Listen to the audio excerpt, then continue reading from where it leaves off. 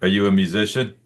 No. Hello, everybody. I am Jason Jrock Houston, and our guest today is Jeff Suma. Am I saying your name right? Is it Jeff Yep. Suma? Yep. Yep. You And got it.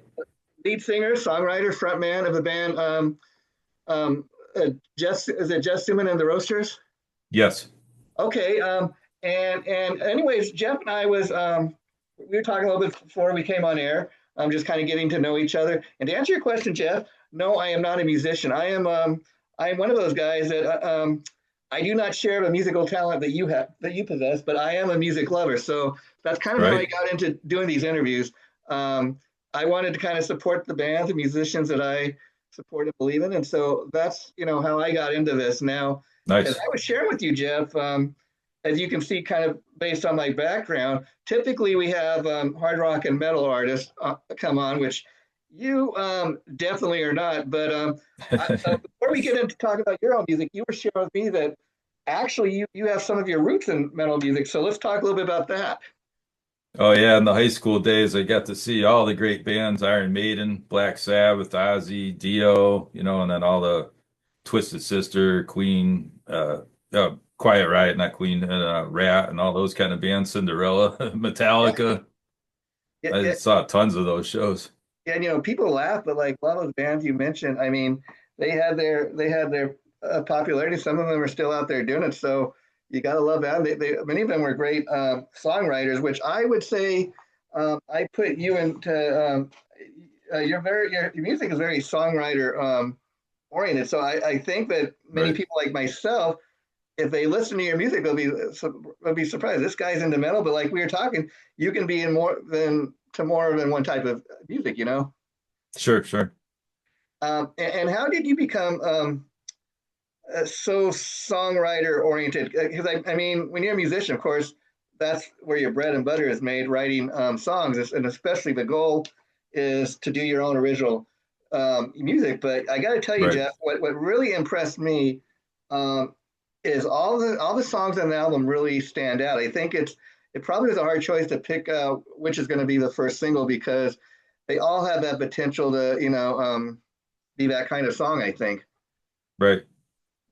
Right, yeah. I mean, we've been pushing "Who's Got My Lighter." The title track is the single, but it's over 9 minutes long, so not every radio station wants to play a 9 minute long song. But Yeah, I mean, we can laugh about it, but Queen, a very popular band from the 70s and 80s, they had probably the most popular song, Bohemian Rhapsody, when they released that, I think around 1975, they had their record company to tell them, hey, the songs that were like 6 minutes long, almost 7 minutes long, we can't play that right. on the radio, but they put it out anyways, and it became a hit. So they must have known something, right? Oh yeah, yeah. I mean, radio stations are playing us. We're on a couple hundred radio stations across the country right now, and some in Europe and stuff. But I don't know if they're necessarily playing the title track or other tracks. But It's kind of interesting because as a collection of tunes, I think definitely these songs would find themselves on the same album. They basically kind of that's how albums were made. At least when I was growing up in the 1970s, like you could put on an album. Yeah, yeah, all those songs are made specifically for that album. They all kind of fit like they could fit on the same album, and it's very much what this collection of tunes is to me. right, right. Yeah, it's one reviewer said the whole thing's a journey. You just gotta have a smoke and sit down and listen to the whole record, beginning to end. Yeah, yeah. As I was sharing with you, Jeff, before we went on there, I went in prepping for the interview. I went and I listened to your album on YouTube last night, and I'm going to just kind of explain some of the stuff I wrote down. Okay, so um, "Who's Got My Lighter?" A very upbeat kind of got a funky sound, and that's what I love about the song itself. I think it's a great first choice for obvious single. I mean, it's the title track, like you said. To me, it's got a unique sound. It's upbeat. It's not like a song um, that's gonna get you down or anything. I don't even know if I Right. want to say it's a song you can dance to. I don't know, but I think you could do something to it. Yeah, yeah. I think if you smoke enough, you could dance to it probably. But Yeah, yeah, yeah. Okay, simple song to me. That's kind of got a coffee shop kind of rock pop, bluesy inspired feel to it. You know, everybody knows it's blues inspired, it's upbeat, it's happy music to dance to. Right, right. Yeah. Yeah, that for that's pretty wild. That song hit like 83 on the alternate country charts. We're definitely not a country band, so I guess there Yeah, is some I love crossover on that. you gotta love that because again, it's a case of, you know, the audience, maybe the listeners even get it more than the so-called music experts, the critics and the record companies out there. The fact that they say that's country, but okay, if you want to call that a country song, go ahead, right? Right, right. I think because of pedal steel and maybe, it's got a little country twang to it, but yeah. And it's cool too because again, like you said, you don't even think of yourself as a country artist, but the fact that other people can hear that probably as a songwriter to you, that's got to be unique. It's like because I'm sure you often have fans coming up to you after shows and saying how much a particular song means to them or what their Oh yeah. interpretation of your songs are. And you're Right. probably thinking that's not what it's about. But man, I don't know how you got that, but if you got that Yeah. out, then I'm glad you had that experience. Yeah, we'll take it. Any Yeah, yeah. kudos, we'll take it. Yeah. Okay. Yeah, a lot of people write to me about different songs that they like or, different lyrics that mean something to them, which is really cool. Yeah. Lost Cat. I'm not exactly sure what that's about, but I loved it. Again, it's another one of these blues inspired tunes. Got a lot of funk, and I even heard, believe it or not, a little bit of a gospel influence in there. Oh yeah. Yeah. I mean, when I started writing, I kind of had like something like the Clash in my head, it's got a kind of a Clash sound to it to me. I don't know. But Yeah, yeah, that one's a bit of a hard rocker for rock yeah, yeah. fans. Probably the out of all of them, that's probably the most kind of hard rock. Like Iguanas is another interesting track, another inspiring blues influenced song, and proof that you can write a song about anything. I mean, that's kind of what I want to ask you about, Jeff. Is that actually a song about iguanas, or is that a metaphor for something? Right. Yeah, that was just going to be a jam song originally that was just going to be called, Cold-Blooded Iguanas or whatever. But then I started writing lyrics to it and it just kind of evolved from there. And we got that, pretty funky synth solo in the middle of it and all that stuff. Yeah. So kind of came together. And then the ship has sailed.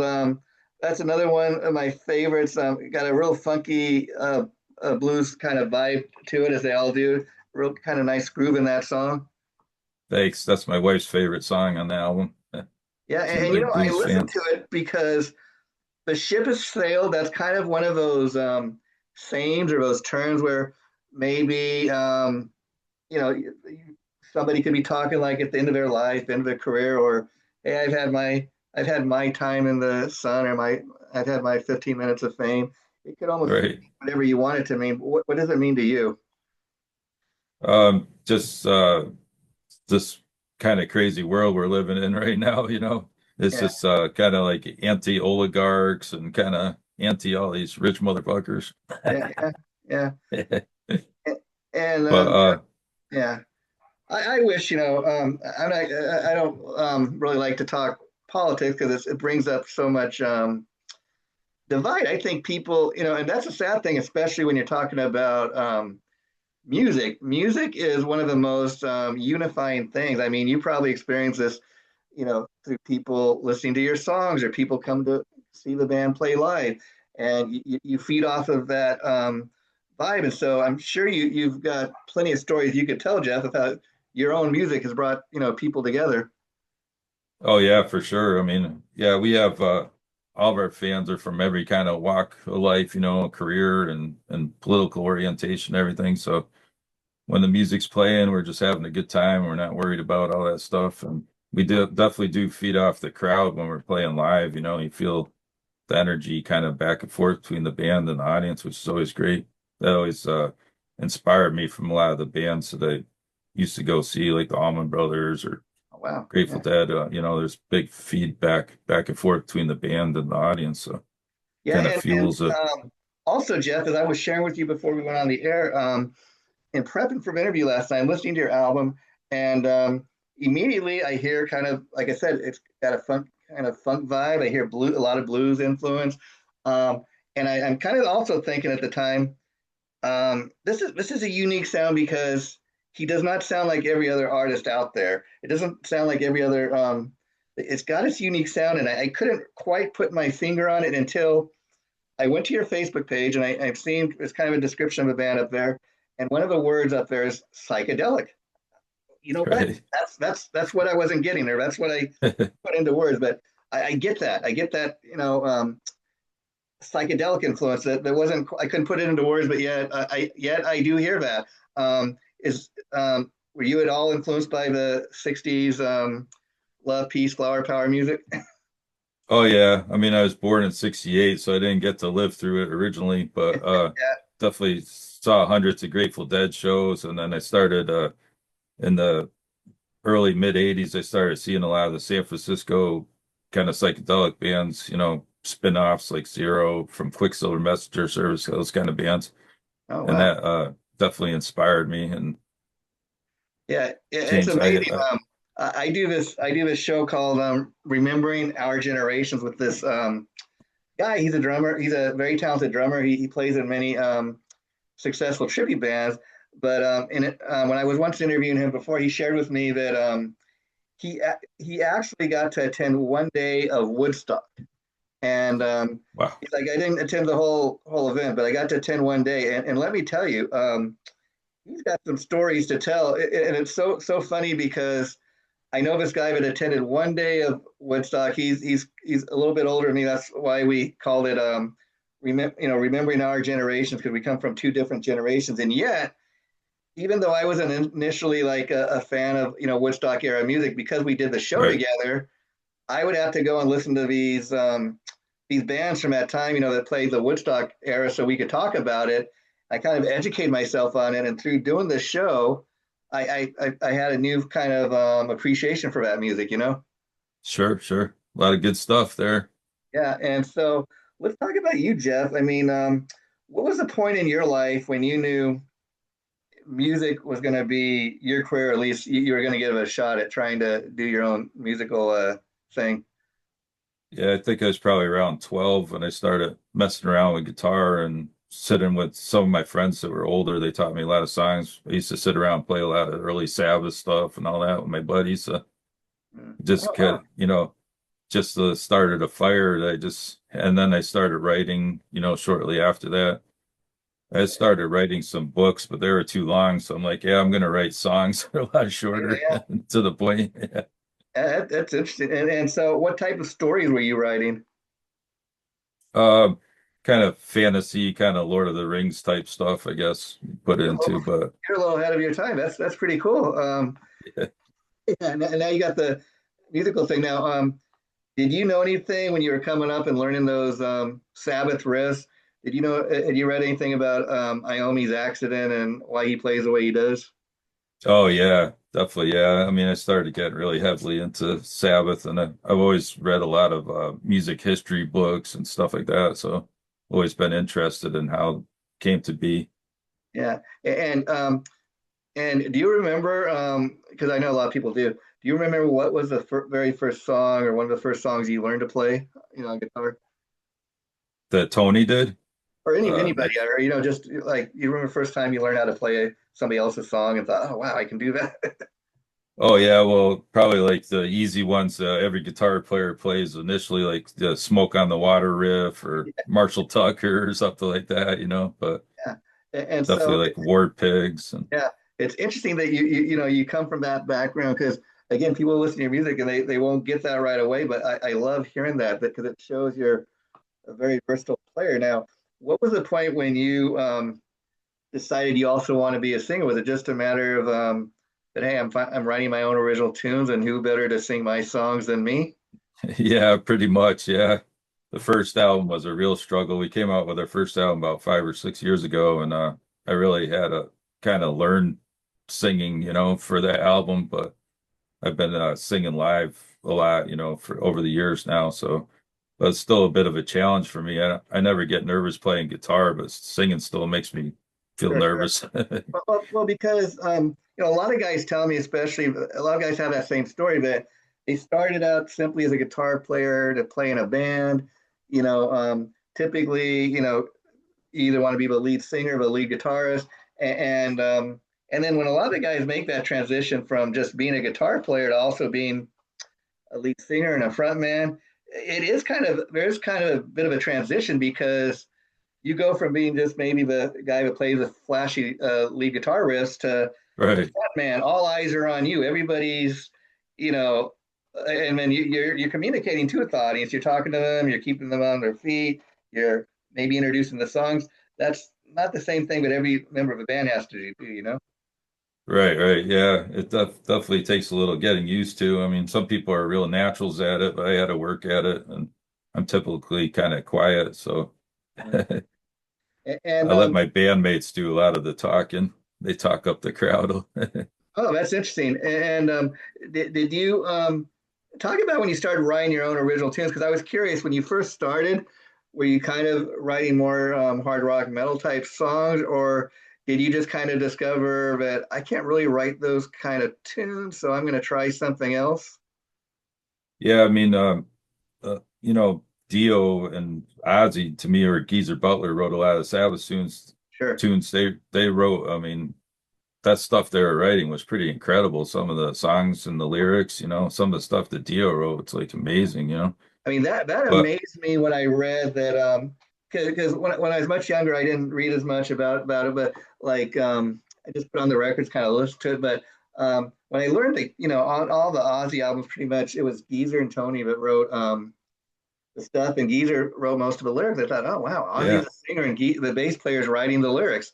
And I heard Geezer talking in interviews over years where he pretty much said, yeah, I did all the writing of the lyrics, but then when Dio joined, he did his magic, and I didn't really need to worry about the lyrics so much anymore.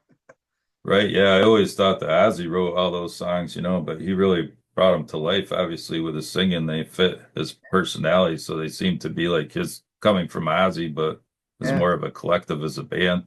And But then even when you get into Ozzy's solo career, if you read the credit, it's amazing that he had that voice and he did what he did with it. But so he definitely had a talent, and he was very popular as a solo artist. But that's why if you look at the credits, a lot of the other guys that were in his band over the years were very involved, much more involved in the writing than even Ozzy.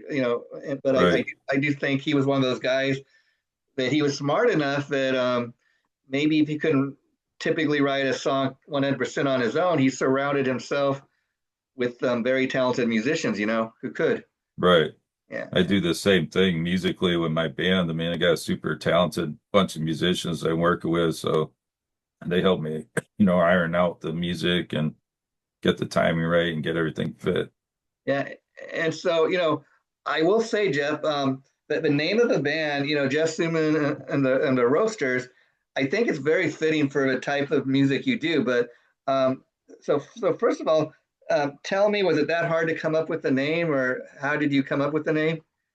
Well, I've pretty much been a big pot smoker my whole life, so coming up with the roasters wasn't that hard. That's Oh, what okay, we okay. do. See, my mind was going someplace totally else because initially I listened and I'm thinking of the name. Oh, okay, maybe they play like local coffee houses or something, and Yeah, that's where my brain went. And it's funny because I could even see a band playing places like that does this type of music. But where do you guys typically play out? Do you play small clubs? Do you play or kind of just wherever you can? yeah, we play a lot of small clubs. So we've been playing a lot of breweries. They have a lot of great breweries in Connecticut, so that's a good place to play and brings in a lot of different audiences. And then we play music festivals. And we're hoping to play more festivals and do a tour in 2026. So And that's what we're shooting for.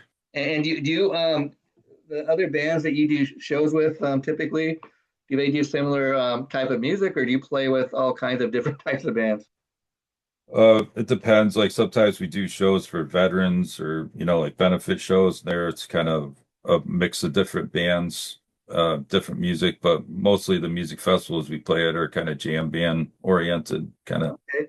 Yeah, I Grateful definitely Dead say this scene. would be kind of a jam band type of music. Now, you brought up the pot smoke, and I was kind of curious. Have you guys ever played any of those kind of events where they're heavily promoting the pot because it's interesting the way the world has changed. When I was growing up, it used to be in the 70s and 80s, just say no and all this stuff to Right. drugs. But now even the politicians to try to get votes and stuff, they're much more about, hey, let's make it legal for everybody to smoke. Let's have pot houses all over the place. Have you ever played any of those places or any of those type of events?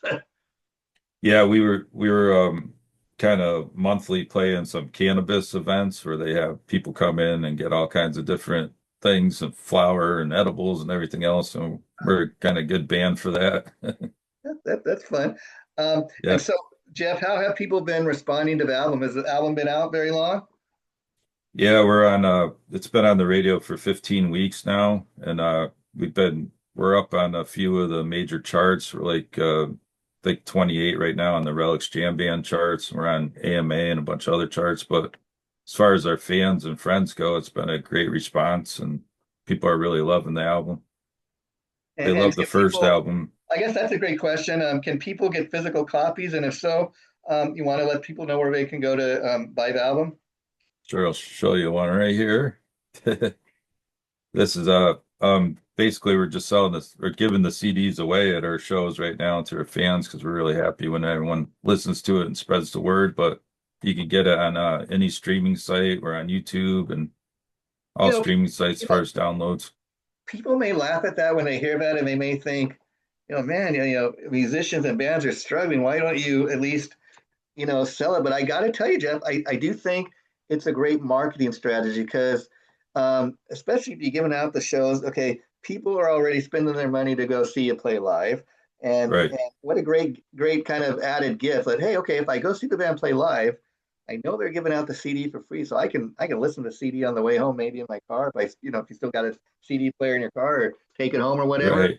Um, I tell you, years ago, I went to see the band Tesla play live, and Oh yeah, they had a two volume cover CD out at the time. Now you could buy volume one like at Best Buy. They were still selling right. CDs back then.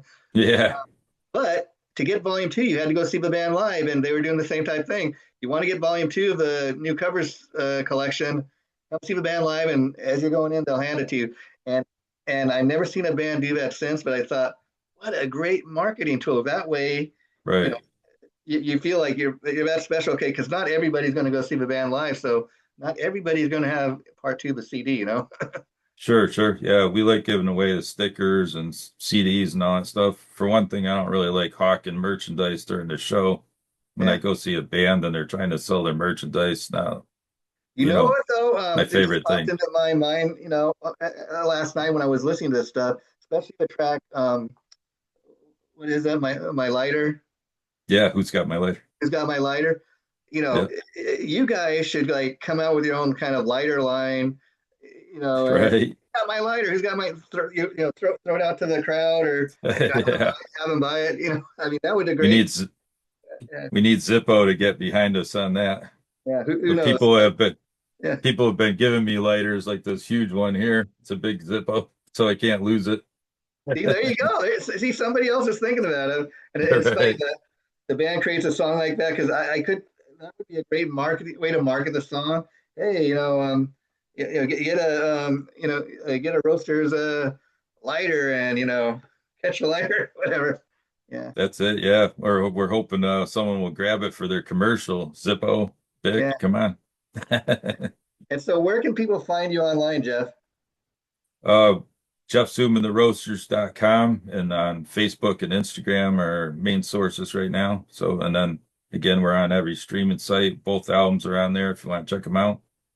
And so, when you guys play live, because again, um, I'm not a musician myself. I just listen to the music, but it sounds a lot like a lot of your music is also like acoustic based, maybe written with the acoustic guitar in mind. Am I picking up on that, or is it mostly electric guitar? Mostly electric. I mean, on some of the tracks there were acoustics and some of the, backing rhythm tracks and stuff, but when we play live, it's all electric pretty much. So So, unless so we play on I a imagine radio when you're station. playing live, it's a lot more electrified than it is on the album. Oh yeah, yeah. I mean, we try to go into the studio and lay down the main backing tracks all, live, so it would have kind of a live feel to the album, but Uh, not sound so canned. But yeah. I mean, it sounds like I don't know if "can's" the right word, but it sounds pretty kind of. I mean, I didn't hear too many things wrong with any of the songs. I mean, it sounds like you went in there and you just cut the songs the way you wanted to, and I didn't hear anything wrong with any of them. So that's the thing. I think well, you got thanks. a great collection of tunes. It's not one of those albums where, oh man, I only like two of the songs. The rest of the songs suck. So Right. that's the thing is like it's a great album. From top to bottom, I think, and that a lot of people, a lot of bands, I don't think put that kind of energy when they record their music. They just kind of go in there and do it. But I can tell this was a labor of love when you were recording these songs. Yeah, definitely. We're in the studio for about 5 months. We did all the backing tracks in like 2 weekends, 2 Saturdays and Sundays, and got all that down. But then for the next following few months, everyone goes into the studio and did their solo parts, and they did all the singing, then all the backup stuff and all that. So But do you all have the the horn you have the same players. guys playing live with you that play on the album? Well, the core band is all the same, but then, for the album, we had horn players come in, pedal steel, and percussionists, some other people. But sometimes we have guests when we play live, depending on how big the stage is and all that. And so those like the horn players, were they playing like along with you guys, or did you add that stuff in later? No, they came into the studio. My other guitarist, John Blanton, arranged all the horn parts for them, kind of mapped it out for them on his laptop when they came into the studio. And the guys, Michael Bafundo and John Monday, they're like super talented horn players, playing a lot of bands around here, and they just came in and killed it. They're in the studio for about 7 hours and just knocked it out, and Oh that was wow, pretty wow. cool. And Yeah. yeah, that's fun. So how long ago did you say the album came out, or it's been out? June 30th was the release date, and took a while for, to get onto every radio station, but we're doing pretty good right now. So hopefully the momentum keeps going for a while. Yeah, so you're going to be living on this album for a while. There's no thought. Is there? You even thinking about the next album yet, or you're not at that point? Yeah, we're hoping to do during this coming winter, do a live album and then put that out in the spring with some songs from both our previous studio albums, and maybe a couple covers or one cover on there. Yeah, and And listen then to the songs too, Jeff. A lot of them, like I said, they sound like you could probably also do great like acoustic versions of these songs. Have you ever have you ever been interested like in doing like an unplugged show or anything like that, or would you ever try to undertake that? yeah, we would definitely try that. I mean, a lot of times when we go in and play live at radio stations, we have to kind of play acoustically because of electrics and the drum kit's too much for the studio, rattles the walls. But And so yeah, we would like to do a show like that. That'd be cool. yeah, that'd be fun. And you mentioned being from Connecticut. I was curious, is what's the music scene like there? Is it a little bit of everything, or Yeah, it's pretty. I mean, there's a lot of competition, a lot of great bands, but a lot of Grateful Dead type bands seems to be the main thing.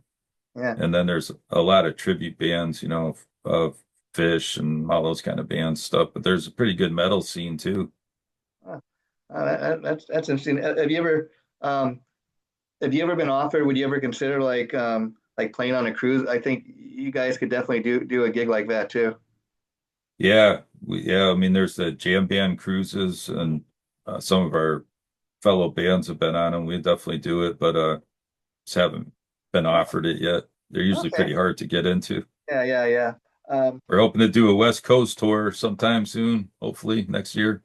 that would be fun. And so, what's the farthest you guys have played? Like, I mean, when I'm asking is, do you get much outside of your local area, or Yeah, like surrounding states. Mostly it's been about 5 or 6 hours, but we're hoping to do a whole New England tour in the spring or summer with another similar band from Connecticut. And then, we'd love to play places like Burlington, Vermont. And then, I mean, I'd love to play Colorado and California, okay? obviously, but yeah. You're very busy with your music, obviously, Jeff. But do you have like a guilty pleasure, I guess, like a hobby, something else that you do outside of music for fun?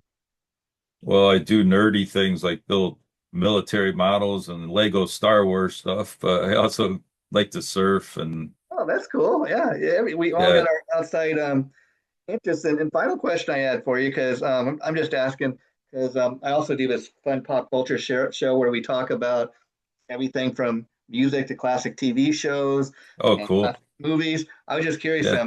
is there an old classic like TV show that you really kind of enjoy watching? Let's see, classic TV shows. Well, I mean, I used to watch all those old Western shows like Gunsmoke and everything with my grandfather. Oh wow. Loved Okay. watching all those. Yeah. And the But reason I ask, and I do a show, it's a lot of fun because it brings up a lot of those old memories, and people be surprised like watching something like Gunsmoke, and that's from a certain time. But I tell you what I find is these days, I think they made better TV shows back in the day than what they're making now. sure. Yeah, I used to love like shows like Barney Miller and the Jeffersons and Archie Bunker, of Okay, course, but all that Jeff, stuff. if you It's would be great. interested, the reason I brought this up is I may reach out to you to have you come on the pop culture show as a guest host, Oh and you yeah, could that'd be you cool. could pick one of those shows to talk about, and I think it'd be a fun 30 minutes if you're willing to do that. Sure, yeah, I'd love to. Okay, well, take care, Jeff. It was great getting to know you. The interview will be going up later today, so I'll get you the link once it goes up. Thanks for doing this, and again, you're All welcome right, back. thanks, Jay. Okay, Really appreciate it. Thanks so much. Great show. you have a nice day. Thanks. Take care. Take care.